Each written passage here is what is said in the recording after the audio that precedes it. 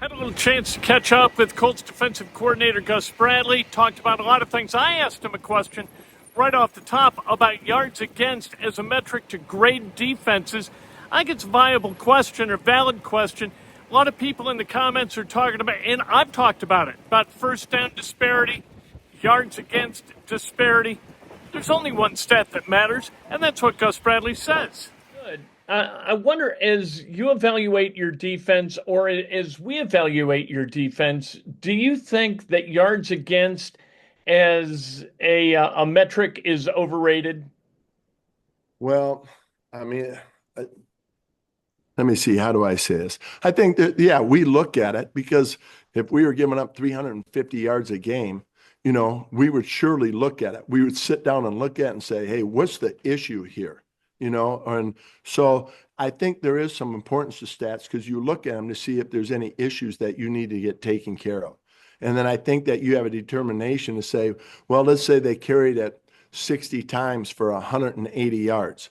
You'd say, well, 3 yards per carry. All right, but you look at it. So I'm not going to sit here and say you don't look at it. But I think ultimately, Kent, we look at points and we say, hey, where are we at in points per game? Because ultimately, as a coach and as a team, that's ultimately what you're concerned about. Do we give ourselves a chance to win? Do we put ourselves in position to win?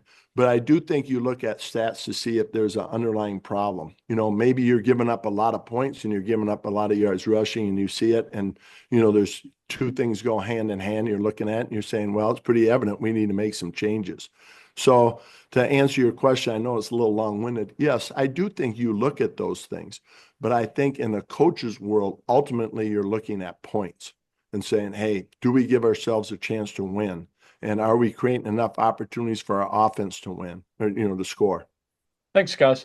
I don't know if it made sense or not, but It does. I mean, points win games, yards against yeah, win games. yeah, James. Maybe a less long-winded question or answer.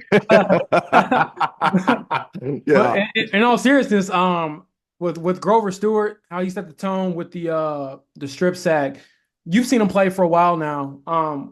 What is it like to have a guy be that, I guess, affable, like off the field, but also that violent when he needs to be? I know it very, very disruptive, right? And I think when you look at scheme and when you're going against teams, there's no doubt that you strain your best players. You put them in position, say, hey, we might have to do this in order for us to keep the points down like we talked earlier. And then you look at straining some of your better players. And Grover is one of those guys that we strain. And he's disruptive. He's, we count on him for a lot of things. Maybe that aren't seen on TV or, by the, fan just watching the game. But I thought last week you did see it. He was disruptive, and it was very evident by his play.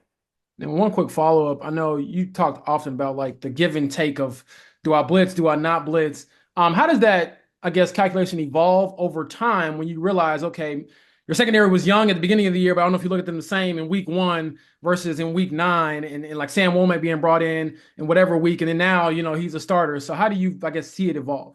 Right. I think some of it is, I think if you looked at the game, there was one where they caught like a glance route, a skinny post on us, and we blitzed. We brought Kenny Moore from the field, and we didn't get there in time, and they hit the glance route, and it was an explosive play. And then there was a second half play where we did blitz. I think it was a 3rd and 11, and we put a safety back there to kind of help on the X, to try to buy some time for the blitz to get there, and we end up getting a sack. So I think that coverage along with pressure is extremely important. You have to pick your poison a little bit and say, hey, to bring more guys, can we get there fast enough before they can get the ball off to certain credible receivers like that? So it is a little bit of a cat and mouse game, but we tried it the first time and we weren't successful. And so we adjusted. The players did a great job adjusting to it. And so you kind of try to match coverage and pressure. And, there's times when we played single high against them, we got away with it sometimes, and other times they got an explosive play. But I think to be variable back there, not being the same call all the time, gives a little bit of a seed of doubt for the quarterback. Stephen. I was actually going to ask you about the blitz, so that was going to be my question. But I guess the only thing I would add is uh, it does seem like you have had some measure of success doing it. You wouldn't keep doing it if it wasn't working to a degree, I'm sure. How have you managed? Have you guys managed to be successful at it, particularly because it's not something you historically have done much? Well, I think first of all, it comes back to the players. If they're good blitzers, if you have guys that can blitz and they make plays when they're blitz, you obviously try to utilize their skill set. So that's first and foremost. And then, there's some teams that blitz, 50% of the time. And then there's teams that don't blitz that much. And it's more on, the timing of the blitz. When do you blitz? When they least expect it. You call a zero blitz on first down compared to, it's 3rd and 8 in the red zone when maybe teams are expecting it. So there's that philosophy too, where you try to hit them when they least expect it. And, maybe you can get a big play off of that. So I would say that, first of all, the blitzers, you got to have good blitzers, and then more the timing of it. When do we want to show it? When do we want to hit them with it and try to take advantage of it that way? Gotcha. Joel? Gus, when you look at Josh Allen, what makes him so difficult to defend? Well, he's really good. Here we are, 12 hours into it and watching him, and there's no doubt he can beat you with his legs. And I'm not talking about running the ball. He makes plays on the run, but he extends plays, and you see a lot of the explosive plays off of that. So it's, you've got to have, really good awareness where he's at, just to count on the 4 guys rushing to squeeze the air out of the pocket and get him down is difficult.